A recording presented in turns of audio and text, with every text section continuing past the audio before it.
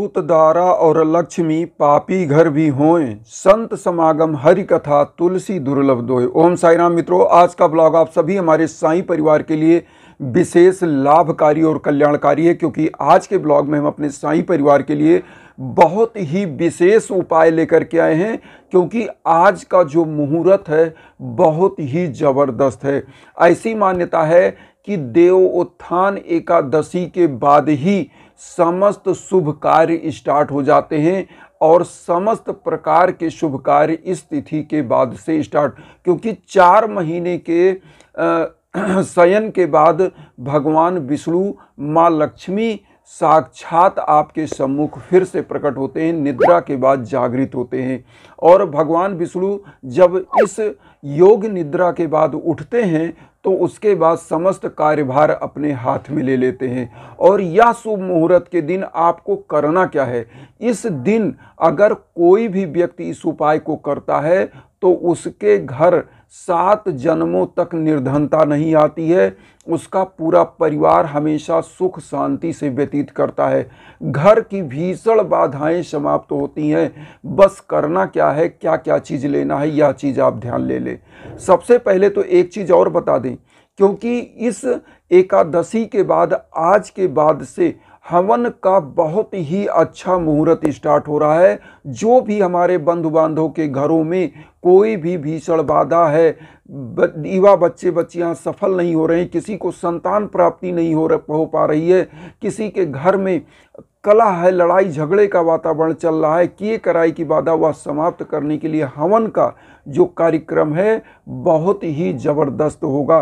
क्योंकि यह उपाय इसलिए हम बताते रहते हैं हवन का, क्योंकि शुभ मुहूर्त में और सही समय पर सही हवन जब होता है तो आपके परिवार को निरंतर लाभ ही प्राप्त होता है। और इधर बहुत ही शुभ मुहूर्त स्टार्ट हो गया है, तो आप सभी लोग हमारे इंस्टाग्राम पर कांटेक्ट करिएगा।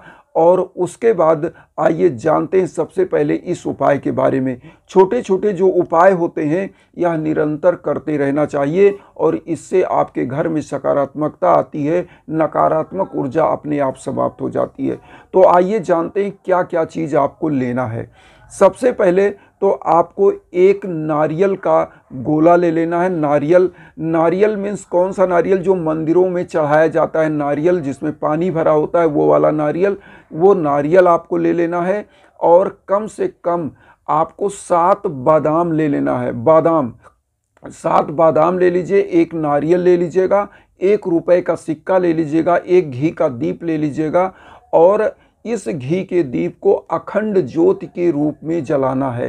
कैसे जलाना है यह हम बताएंगे। 1 लोटा जल ले लीजिए और थोड़ा सा हल्दी, चंदन और अक्षत ले लीजिए।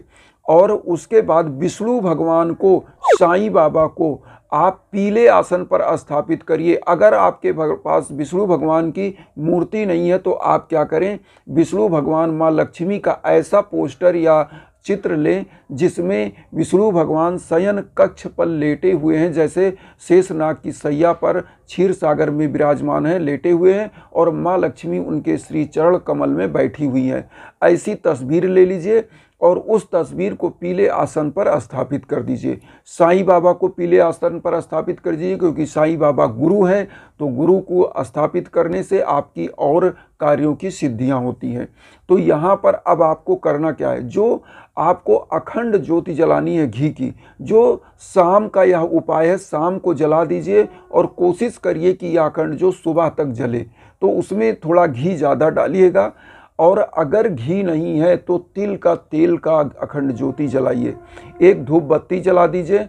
और यहाँ पर एक मंत्र का आपको जाप करना रहेगा, ओम नमो भगवते वासुदेवाय नमः। ओम नमो भगवते वासुदेवाय नमः मंत्र का 21 बार से लेके 108 बार तक आप जाप करिए। और जो सिक्का लिया है, नारियल लिया है, जब यह मंत्र आप बोल रहे हैं ओम नमो भगवते वासुदेवाय नमः, तो नारियल, बादाम और सिक्का एक हाथ में ले लीजिए और विष्णु भगवान और साईं बाबा के श्री चरणों में अर्पित कर दीजिए। और यहाँ पर कोशिश करना है कि आपको साईं बाबा का 11 वचन बोलना है। 11 वचन एक ही बार बोलना है। कि क्या है 11 वचन वो भी हम बता दें। जो शिरडी में आएगा आपद दूर भगाएगा, चढ़ी समाज की सीढ़ी पर पैर तले दुख की पीढ़ी पर, त्याग शरीर चला जाऊंगा, भक्त हेतु दौड़ा आऊंगा, मन में रखना दृढ़ विश्वास, करे समाधि पूरी आस, मुझे सदा जीवित ही जानो, अनुभव करो सत्य पहचानो, मेरी शरण आ खाली जाए हो तो कोई मुझे बताए, जैसा भाव रहा जिस जन का वैसा रूप हुआ मेरे मन का, भार तुम्हारा मुझ पर होगा वचन न मेरा झूठा होगा, असहायता लो भरपूर जो मांगा वह नहीं है दूर, मुझ में लीन वचन मन काया उसका ऋण ना कभी चुकाया, धन धन व भक्त अनन मेरी शरण तजले नानन। तो यह 11 वचन साईं बाबा का आपको बोलना है और दीप से आरती करिए साईं बाबा की और भगवान विष्णु की। भगवान विष्णु की आरती कर लीजिए। उसके बाद इस सिक्के को, बादाम को, नारियल को आपको करना क्या है, बादाम को प्रसाद के रूप में आपको सभी परिवार में बांट देना है। उसी समय पूजा करने के बाद नारियल को और सिक्के को आपको पीले कपड़े में बांधना है। इस एक सिक्के को, नारियल को आप अपने मुख्य दरवाजे पर, पूजा कक्ष में या अपनी तिजोरी में, अगर आपका बिजनेस है जहां घाटा लग रहा है तो वहां अपनी दुकान के मुख्य गेट पर बांधिए। और फिर आप देखिएगा इस एकादशी को आप उपाय कर रहे हैं, अगले साल एकादशी के बाद हमको बताइएगा कि कैसे धन लक्ष्मी का कितना बरकत हुआ आपके घर में, दुख दरिद्रता निर्धनता समाप्त होती है। और इस उपाय को करने से एक चीज़ बता दें, जब भगवान विष्णु का उपाय किया जाता है तो ऐसी मान्यता है माँ लक्ष्मी साक्षात विराजमान होती है उनके श्री चरण कमल में, और ऐसे घरों में माँ लक्ष्मी दौड़ी हुई आती हैं। और साईं बाबा एक ऐसे जो है गुरु हैं इस कलयुग के, जो आपकी मनोकामनाओं को चमत्कारिक रूप से पूरी करते हैं।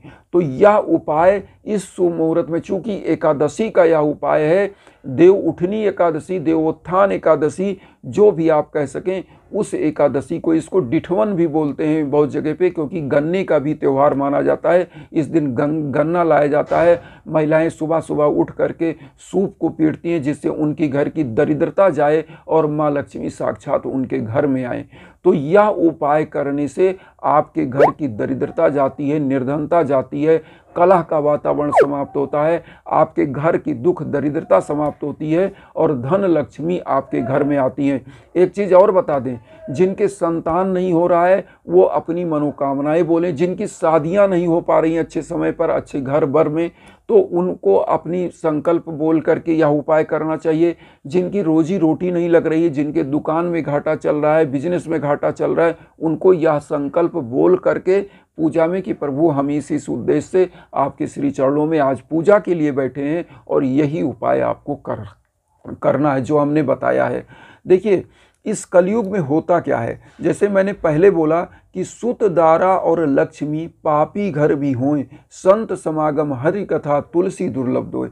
देखिए दूध पुत्र और लक्ष्मी तो पापियों के घर भी होती हैं, लेकिन संतों का समागम और हरि कथा मतलब भगवान की पूजा बहुत ही दुर्लभ घरों में हो पाती है, बहुत ही सौभाग्यशाली क्या हो पाती है। इसीलिए हम आप लोगों को यह पूजा उपाय निरंतर बताते हैं और हवन की बात बताते हैं, क्योंकि हवन एक ऐसी चीज़ है जो हजारों करोड़ों पुण्य किया होगा उस जन्म में, उसी के घर में, उसी के नाम से उसके संकल्प होकर हवन हो पाता है, वरना हो ही नहीं पाता है। बहुत सारे लोग ऐसे होंगे जो मन बनाते हैं, लेकिन उनका ग्रह जब होता है तो वो ग्रह हवन करने ही नहीं देता है, क्योंकि मन बनता है कि हम गुरु जी से संपर्क करें कि हम हवन कराएंगे, लेकिन वह ग्रह उनके ऊपर अविश्वास हावी करा देता है कि नहीं ऐसा होगा, नहीं ऐसा होगा, और पता चला वह व्यक्ति संपर्क ही नहीं कर पाता है, उसका हवन ही नहीं होता है। क्योंकि जब पाप ग्रह चलते हैं तो आपके मन पर हावी हो जाते हैं, आपके विचार पर हावी हो जाते हैं। तो इसीलिए पूर्ण कर्म के लिए देखिए हमारे हिंदू परंपरा में कहा गया दशांश का दान, कि अगर 100 रुपये कमाते हैं तो 10 रुपये केवल दान करना है, 1000 रुपये कमाते हैं तो 100 रुपये दान करना है। लेकिन यहाँ व्यक्ति क्या होता है कि वह दान करना ही नहीं चाहता, और होता क्या है कि जब दान नहीं करता है तो ऐसी नैया हमेशा डूब जाती है। क्योंकि कबीरदास जी ने लिखा है कि नाव में बाढ़े पानी, घर में बाढ़े दाम, दोनों हाथ उलीचिए यह सयानो काम। तो कहने का मतलब जिस प्रकार से नाव में अगर कील के बराबर छेद हो जाए और नाव से पानी ना उलचा जाए तो होता क्या है कि नाव डूब जाती है, नाविक यात्री सब मर जाते हैं। उसी प्रकार से अगर घर में दाम मतलब धन बढ़ रहा है और अगर आपने दान नहीं किया तो आपके घर परिवार के बच्चे व्यभिचारी हो जाते हैं, आपके घर परिवार में बुरी बुरी चीज़ें आती हैं और आपके घर में निगेटिविटी हावी होती है, घर परिवार बर्बाद हो जाता है। तो इसलिए हमेशा दीन दुखियों गरीबों के साथ मदद करिए, यज्ञ याजन हवन कराइए समय समय पर जब भी कष्ट आए जीवन में, और आप अपने परिवार को हमेशा निरंतर प्रभु के श्री चरणों में लगा के रखिए। और जो भावना हम लेकर चल रहे हैं वसुधैव कुटुंबकम की भावना, उसमें आप भी मेरा साथ दीजिए और मुझे भी अपना परिवार बनाइए। चैनल को सब्सक्राइब करके उन साईं भक्तों तक वीडियो को जरूर शेयर करिए जो किन्हीं कारणों से कष्ट में दुख में, इसी भावना के साथ ओम साई राम।